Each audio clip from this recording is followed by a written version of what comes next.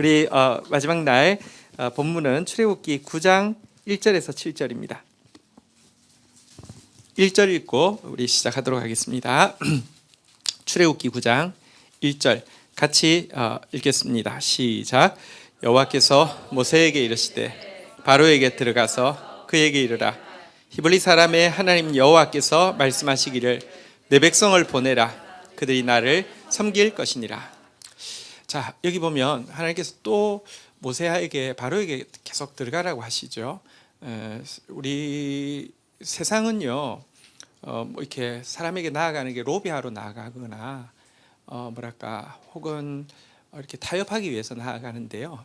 하나님은 사실은 이제 바로에게마저도 기회를 주고 싶어서 계속 이제 회개할 기회를 주고 싶어서 또 하나님이 하나님 되심을 보여주고 싶어서 계속 이제 보내고 계십니다. 그리고 또 모세 안에 있는 트라우마를 고치기 위해서, 그러니까 사실은 모세 훈련시키는 거죠. 그러니까 주 관심은 모세입니다. 사실은 주된 관심은 우리한테 있지. 그러니까 나 하나 위해서 제가 계속 그런 생각합니다. 목회를 하는 것도 나 하나 목회라도 안 하면 정말 얼마나 망가질까 봐서 이렇게 이제 시키시는 것이고요. 글을 쓰는 것도 그런 것 같아요. 이렇게 내가 그거라도 안 하면 말씀 볼 사람이 아니어서 시키시는 것 같아요. 제가 이제 12동물북기를 계속 이제 12번째까지 설교 원고를 쭉 다 썼는데 이제 오늘 마지막이잖아요. 마지막 딱 하고 기분 좋게 저장을 빡 하면서 잘못해가지고 다 날렸습니다. 그래가지고 모든 게 다 날라갔어요. 좀 당황해가지고 이게 그런데 사실은 그 원고가 있다고 해서 뭐 그렇게 대단하겠습니까? 이거 준비하는 과정에 내가 하나님 앞에 사는 시간이 중요하죠. 당황하기는 엄청 당황했습니다. 뭔가 양이 엄청난데 다 날아가 버렸습니다. 네, 자, 근데 오늘 모세한테 바로에게 들어가서 이야기하라고 했는데 특징적인 게 나옵니다. 한번 따라하겠습니다. 히브리 사람의 하나님 여호와께서. 여기 보면 하나님이 자기를 히브리 사람의 하나님이다라고 소개하고 있는데요. 이게 이제 처음 나온 표현인데요. 히브리 사람의 하나님이다. 히브리 사람, 지금이야 이제 히브리 그러면 이제 유대인을 부르는 말이 되었지만 여기서부터 이제 나오게 됐는데 히브리 사람이라는 게 무슨 뜻일까? 히브리 이제 원어에 보면 발음은 이브리라고도 발음이 되는데요. 이브리는 어디서 나왔을까? 많은 학자들이 이브리는 아바드라는 원어에서 나온 것으로 여기고 있습니다. 아바드는 한글 성경에서 방랑이라고 번역하는 구절인데요. 신명기 26장 5절에 보면 이런 표현이 나옵니다. 신명기 26장 5절 한번 볼까요? 같이 읽겠습니다. 시작. 너는 또 내 하나님 여호와 앞에 아뢰기를 내 조상은 방랑하는 아람 사람으로서 내려가 거기서 소수로 거류하였더니 거기에서 크고 강성하고 번성한 민족이 되었는데, 그러니까 내 조상은 한번 따라하겠습니다. 방랑하는 아람 사람이라는데 여기 이제 원어에 보면 아바드 아람 사람이라고 되어 있는데 이 아바드라는 단에서 이브리가 나온 것으로 보고 있습니다. 그러니까 하나님이 우리 아까 본문으로 다시 한번 가볼까요? 1절에 보니까 히브리 사람의 하나님 여호와라고 이야기하면서 히브리 사람들을 한번 따라하겠습니다. 내 백성. 그러니까 방랑하는 사람들, 다시 말하면 마땅히 거주할 곳이 없어서 이리저리 떠돌아다니는 불쌍한 무리들을 내 백성이라고 부르고, 나는 바로 그 무리들 히브리의 하나님이라고 부르고 있는 이 장면은 하나님의 성품을 되게 잘 보여줍니다. 첫 번째는 하나님의 사랑을 잘 보여주는데요. 정말 거주할 곳이 없어서 방랑하는 백성들에 대한, 약자에 대한 그 사랑을 히브리 사람의 하나님이다라고 이야기하면서 보여주기도 하고요. 또 이들 약자들은요, 사실은 굉장히 많이 착취를 당하고 학대를 당하고 빼앗기고 그랬겠죠. 히브리 사람의 하나님이라고 이야기하는 것, 방랑하는 자들의 하나님이라고 이야기하는 것은 또한 하나님의 공의를 보여줍니다. 하나님이 갚아주겠다는 것이죠. 하나님이 기억하시고 갚아주겠다는 것이죠. 그래서 이 사실, 히브리 사람의 하나님, 이 이름은 우리가 하나님을 우리 하나님이라고 고백할 때 우리가 어떤 존재인지를 스스로 깨닫게 하는 이름이기도 한데요. 하나님이 진정 우리 하나님이라고 하면 우리는 한번 따라하겠습니다. 나는 히브리 사람입니다. 내가요 정말 거주할 곳 없이 방랑하는 사람이다. 약자다. 보호자가 없는 사람이었다라고 하는 것을 이 히브리라는 단어 자체가 이제 우리에게 깨닫게 해 준다는 것입니다. 여러분, 우리가 구원을 입을 수 있었던 것은 우리 안에 있는 어떤 분명한 장점, 다른 사람에 비해서 확실히 탁월한 장점이 있거나 아니면 현재 장점이 없어도 가능성이 있어서 하나님의 구미가 당겨서 구원한 게 아닙니다. 저거 괜찮네. 저거 희망 있네. 저거 그 뭐 이렇게 물건 고르듯이 명품 고르듯이 고른 게 아닙니다. 우리 안에 있는 약함과 우리 안에 있는 비참함이 그분의 연민을 이끌어내었기 때문에 우리가 그의 백성이 되었고 구원에 이르게 된 것입니다. 그래서 히브리 사람의 하나님이고 내가 히브리 사람이라는 것을 고백할 때 먼저 우리가 해야 될 것은요, 마치 나의 구원이 나의 공로인 것처럼 자랑하는 자가 돼서는 절대 안 됩니다. 고린도전서 1장 26절부터 보면 바울은 이렇게 이제 신자들에게 권면하고 있는데요. 고린도전서 1장 26절부터 한번 보시겠습니다. 형제들아, 너희의 부르심을 보라. 육체를 따라 지혜로운 자가 많지 아니하며 능한 자가 많지 아니하며 문벌 좋은 자가 많지 아니하도다. 객관적으로 이야기합니다. 너희들 중에 구원받은 너희들 중에 육체를 따라 지혜로운 사람 얼마나 되느냐, 능한 사람 얼마나 되느냐, 문벌 좋은 사람 얼마나 되느냐, 객관적으로도 없다라고도 이야기하고요. 27절 한번 같이 읽도록 하겠습니다. 읽겠습니다. 27절 읽겠습니다. 시작. 그러나 하나님께서 세상의 미련한 것들을 택하사 지혜 있는 자들을 부끄럽게 하려 하시고 세상의 약한 것들을 택하사 강한 것들을 부끄럽게 하시고, 그러니까 미련한 거, 약한 거 하나님 택하신다. 또 28절도 한번 볼까요? 같이 읽겠습니다. 시작. 하나님께서 세상의 천한 것들과 멸시받는 것들과 없는 것들을 택하사 있는 것들을 폐하려 하시고, 여기 보니까 하나님께서 선택한 사람들 5부류가 나왔죠. 한번 따라하겠습니다. 미련한 것들, 약한 것들, 천한 것들, 멸시받는 것들, 없는 것들, 이런 사람 택하신다라고 이야기합니다. 근데 그러면 객관이기도 하고요. 또 한 가지, 근데 조금 생각하면 바울은 좀 나는 너희들하고 나는 등급이 달라 그런 이야기 할까요? 나는 문벌 좋은 자가, 너희들 문벌 좋은 자가 어디 있어? 나 서울대 나왔어. 이런 지금 그런 이야기 하려는 걸까요?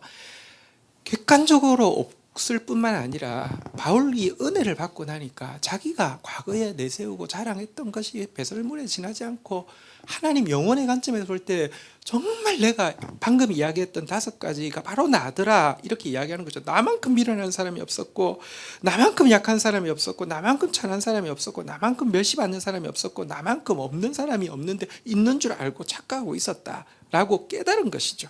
사실 우리 모두는 이런 존재입니다. 그래서 이런 우리를 불러주셨음을 생각할 때에 29절 같이 한번 읽도록 하겠습니다. 읽겠습니다. 시작. 이는 아무 육체도 하나님 앞에서 자랑하지 못하게 하려 하심이라. 그래서요, 우리가 히브리 사람임을 알 때 첫 번째는 절대로 자랑해서는 안 됩니다.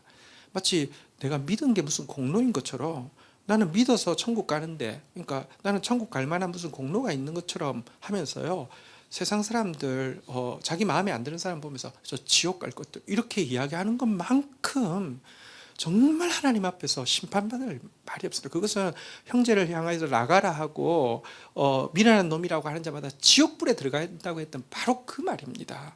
그 말이 나가라, 그 이제 미련한 자라, 이 말이 인간 쓰레기고 이제 이제 영적으로 이제 그 멸망할 사람이다, 이렇게 이야기하는 것인데요. 그런 사람들이 정작 지옥에 간다고 이야기했습니다. 히브리 사람은 절대 자랑할 것이 없습니다. 또 한 가지, 우리가 히브리 사람이라는 사실을 알게 되면요, 타인에 대해서 어떻게 대해야 될까요? 출애굽기 23장 9절에 보면 하나님께서 히브리인들을 불러내시고는 이렇게 말씀하시는 장면이 나옵니다.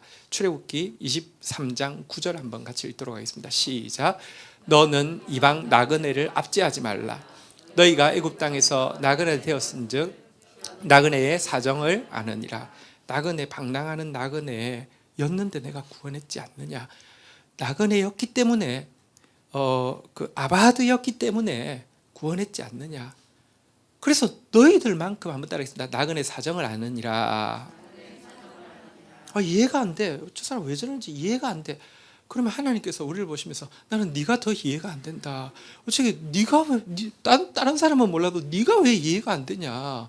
너가 방랑하는 사람이었고 너가 약하고 천하고 미련하고 없는 자였는데 왜 네가 이해가 안 되냐라고 묻고 계십니다.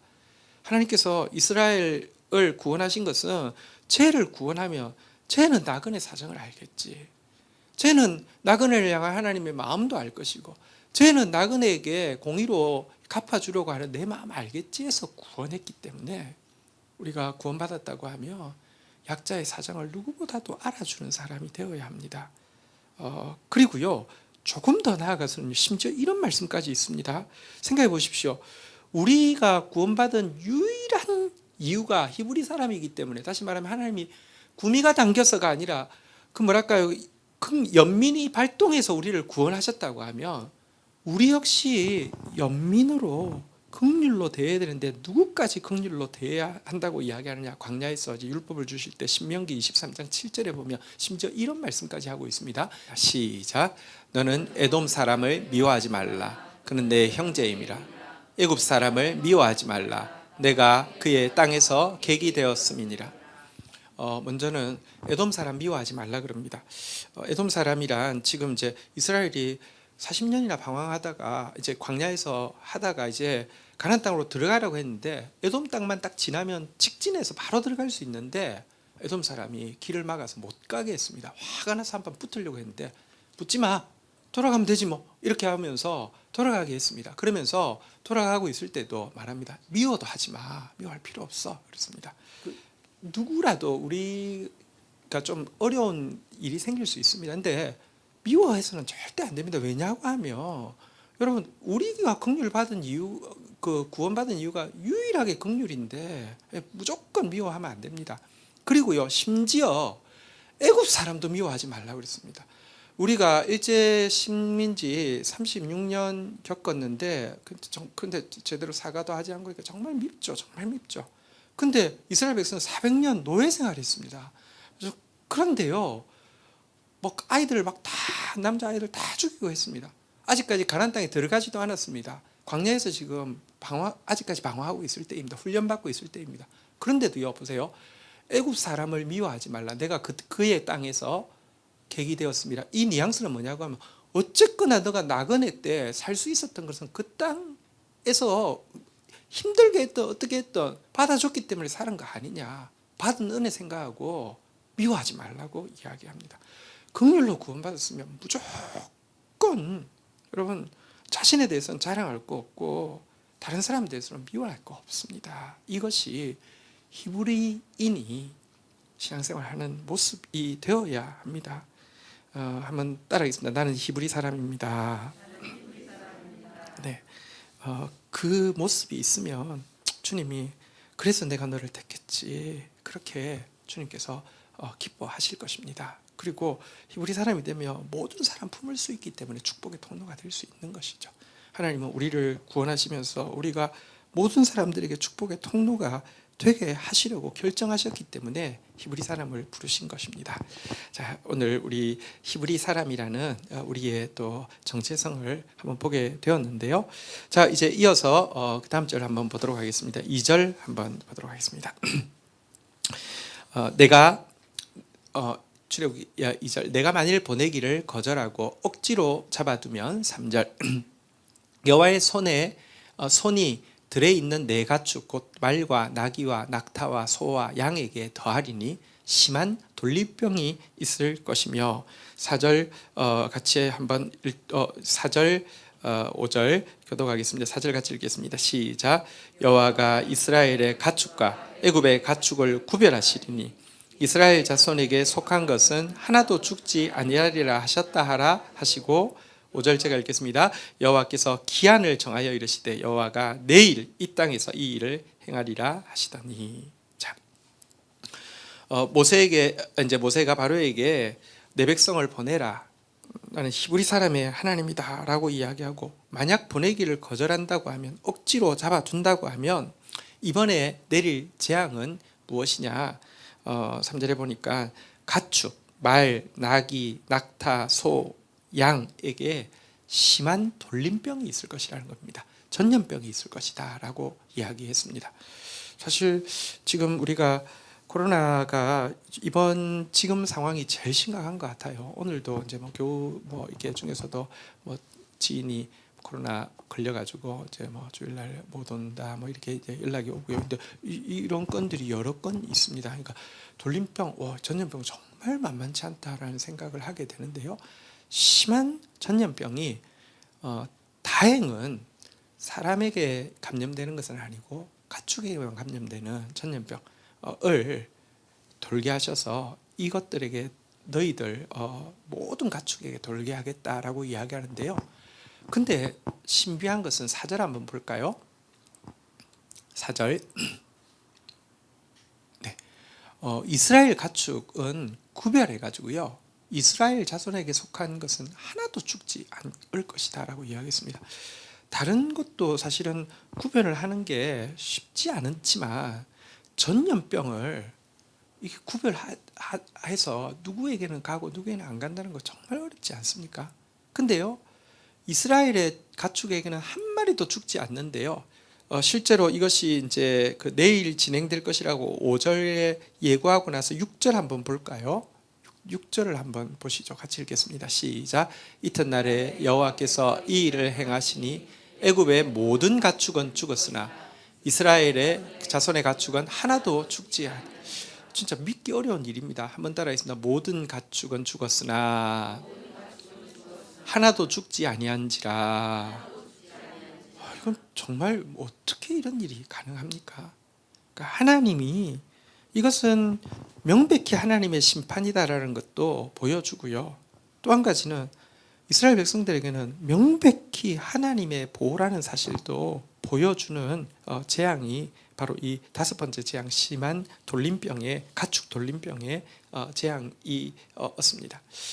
가축 돌림병은요, 역시 이집트의 신앙과 관련이 있는데요.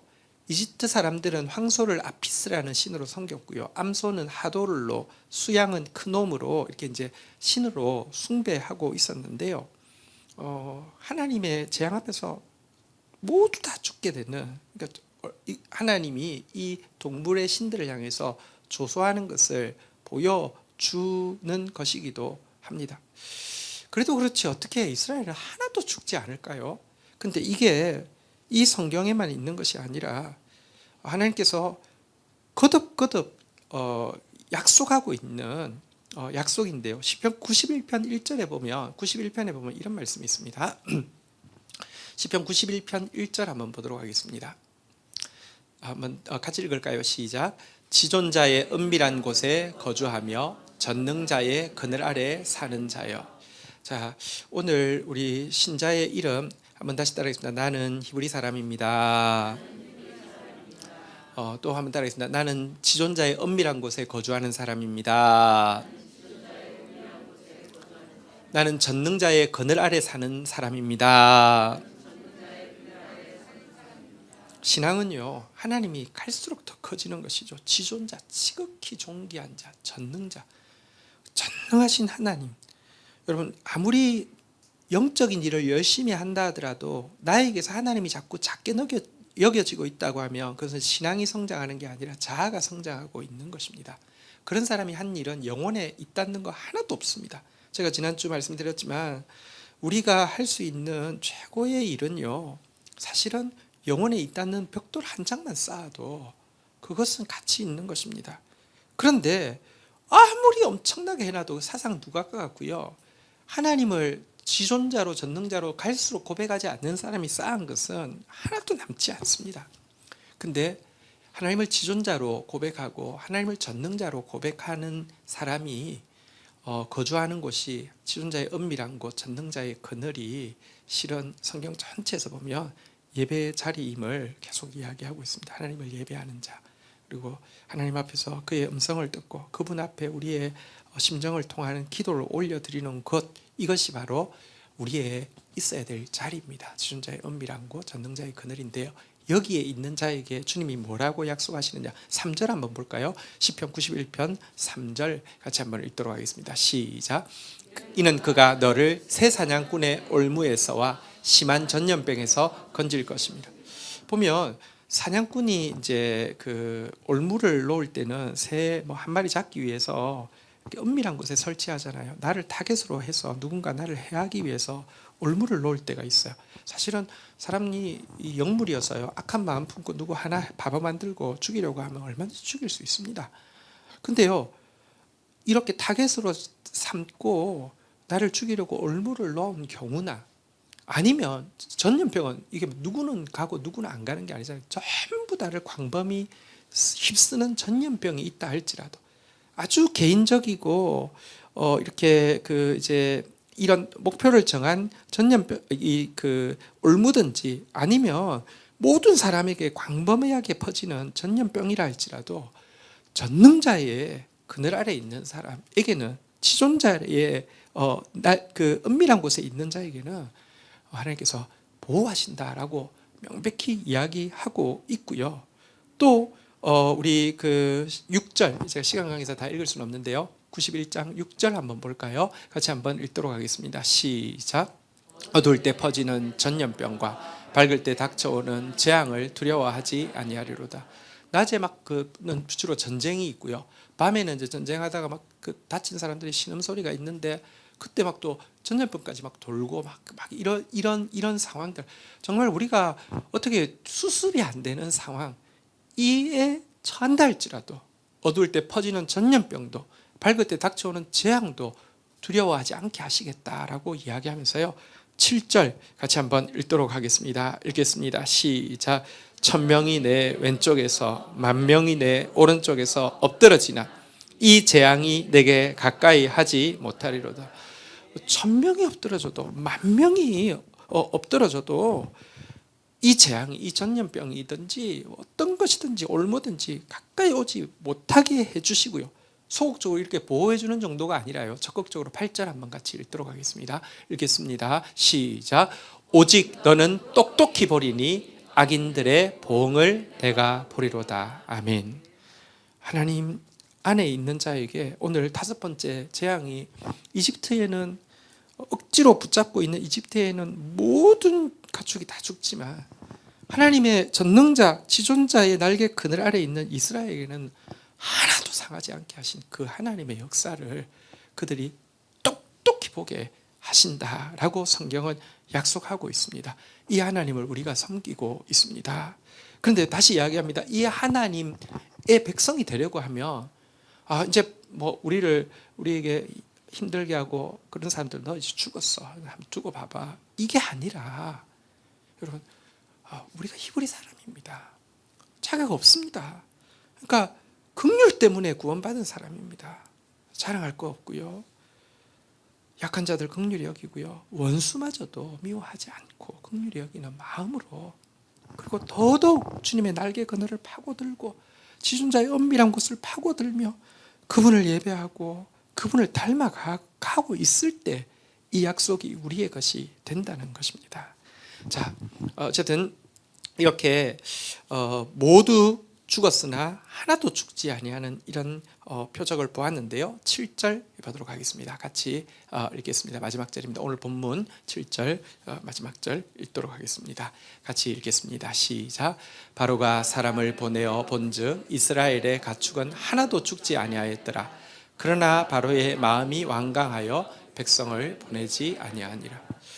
바로도 이거는 예를 들면 다른 재앙은 혹시 뭐 예를 들면 이스라엘이 사는 곳이 너무 이제 뭐 높은 곳에 있거나 외진 곳에 있어서 뭐 이렇게 안 갔다 이렇게 뭐 설명을 할 수 있지만 이 전염병이 안 갔다 이해 안 되고, 근데 뭐 예를 들면 파리가 하나도 없어지고 이런 거는 또 이해가 되지만 자기들 거는 다 죽었는데 여기는 하나도 안 죽은 거, 정말 이거는 하나님이 하신 일이 아니면 불가능한 일이잖아요. 이거 보고도 마음이 완강하여 백성을 보내지 아니었다 이렇게 이야기하고 있는데요. 이때부터는 이제 그 뭐랄까요, 이제 이건 교만이죠. 저런 찌질한 것들 이 감히 내 자존심을 건드려 이런 교만이지 이 정상적이지 않습니다.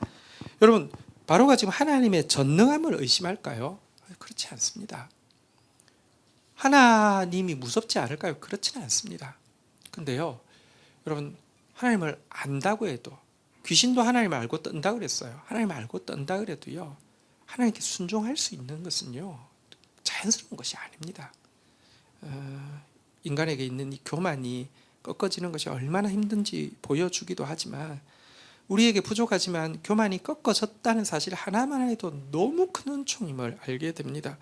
여러분 교만에서 똑똑히 볼 수 있음에도 불구하고 재앙을 자초할 수밖에 없는 자리에서 우리를 건져주셨습니다. 그렇다고 하면 가만히 있으면 다시 원점으로 되돌아가려고 하는 원죄의 속성이 되게 강하거든요. 계속 또 겸손의 자리에 세워주셨는데 교만의 자리로 되돌아가지 않도록 또 몸부림치고 또 몸부림쳐서 이 어리석은 바로의 모습이 절대 우리 모습 되어지지 않도록 여러분 한때는 이렇게 하나님께 사용받다가 조금 지나면요 이 바로의 모습으로 변하는 사람들이 너무너무 많습니다. 정말 많습니다. 여러분 주변에 보셨잖아요.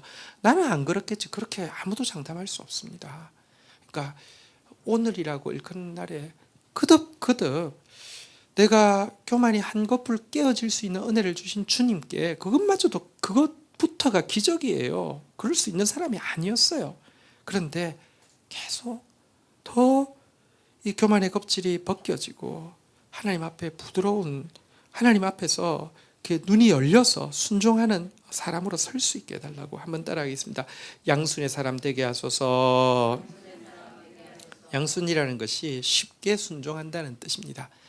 양순, 하나님 앞에서 양순의 사람 되게 해달라고 끊임없이 기도하고 나가는 자가 아니라고 하면 바로와 같은 이런 어리석은 모습에 우리가 빠지기 쉬울 것입니다. 오늘 마지막 말씀이었습니다. 우리 같이 한번 찬양하고 또 기도하는 시간 가지도록 하겠습니다.